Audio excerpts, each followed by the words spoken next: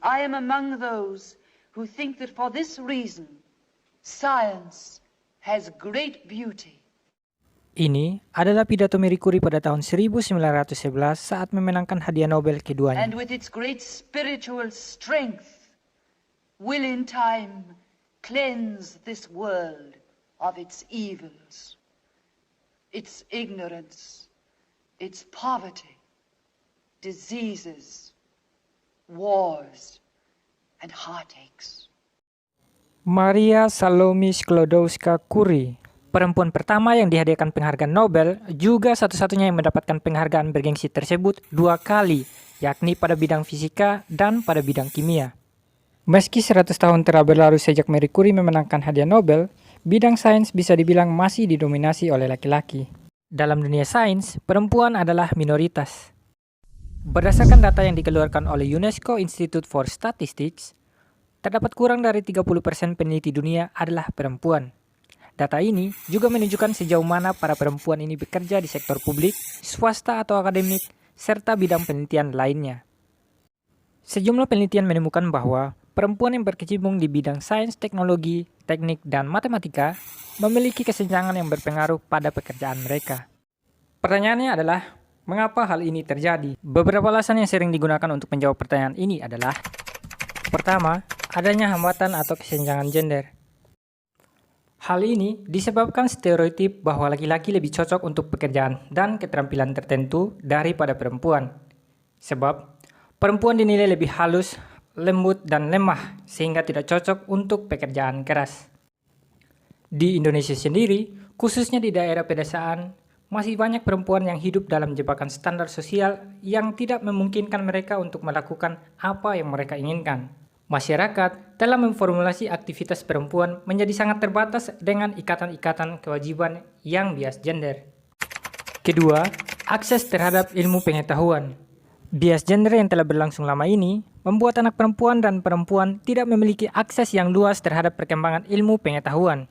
Perempuan memiliki tingkat kesulitan lebih besar untuk mengakses ruang-ruang diskusi ilmiah, baik sebagai pembicara maupun sebagai peserta.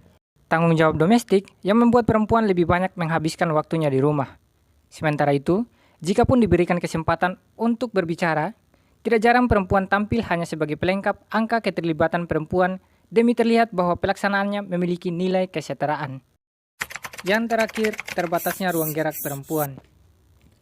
Perkembangan sains tidak terlepas dari ruang-ruang diskusi yang melibatkan banyak pemikiran, adu argumen, maupun pendapat yang disertai berbagai penjabaran fakta penelitian adalah ruang yang baik untuk mengasah jiwa kritis seseorang. Namun, perempuan sangat sulit untuk terlibat dalam ruang diskusi seperti ini lantaran lingkungan masyarakat kita belum menciptakan ruang yang aman untuk perempuan. Dari hari ke hari, banyak cerita kriminal di mana perempuan menjadi korban, baik itu pemerkosaan, penjambretan, dan lain sebagainya.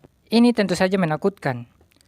Bagaimana mungkin seorang perempuan bisa melibatkan diri untuk berdiskusi jika ruang sosialnya masih belum bisa menjamin keamanannya? Perempuan tentu saja juga ingin menuntaskan diskusi-diskusi panjang, sekalipun itu artinya harus pulang saat gelap.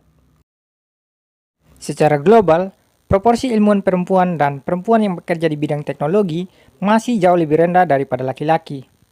Sementara, lebih banyak perempuan dan anak perempuan yang mempelajari mata pelajaran sains, teknologi, teknik, dan matematika di sekolah menengah, partisipasi perempuan di tingkat yang lebih tinggi dalam bidang tersebut menurun drastis.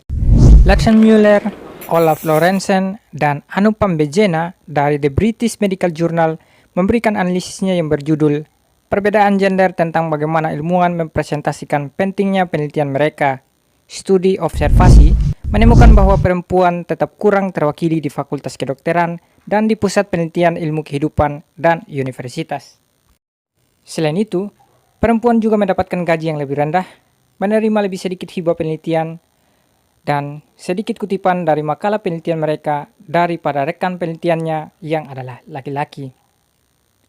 Perempuan yang terlibat dalam dunia sains mungkin kalah jumlah jika dibandingkan dengan laki-laki. Tentu saja bukan karena kualitas berpikirnya yang lebih rendah.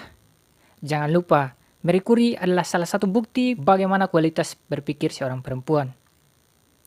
Lantas, apa yang perlu dilakukan untuk melahirkan Marie Curie lainnya? Untuk melahirkan Marie Curie lainnya, yang perlu kita lakukan bersama-sama adalah: yang pertama, mengedukasi diri sendiri untuk menjadi pribadi yang memiliki nilai kesetaraan. Ini penting dimulai dari diri sendiri, sebab kesadaran akan kesetaraan ini akan membuat setiap orang bisa memberikan kesempatan pada perempuan untuk menjadi dirinya sendiri, mempelajari apa yang diinginkan, dan berproses sesuai dengan kemampuannya. Perempuan perlu dilihat sebagai seorang manusia yang utuh dengan segala kehendak dan usahanya, bukan sebagai tubuh yang memiliki vagina dengan segala narasi kelemah lembutannya. Yang kedua, membuka akses seluas-luasnya untuk pengetahuan bagi perempuan. Layaknya seorang laki-laki, perempuan pun diberikan kemampuan mengolah pikir dan rasa. Adalah wajar jika dalam kepala perempuan banyak pertanyaan yang muncul dan perlu dijawab. Membiarkan perempuan menemukan jawaban atas pertanyaan-pertanyaannya sangat penting untuk menjadikannya pribadi dengan pemikiran yang tajam. Bukankah ilmu pengetahuan berkembang dari banyak pertanyaan yang harus dijawab? Beri akses pada perempuan untuk menjawab pertanyaannya dalam kepala.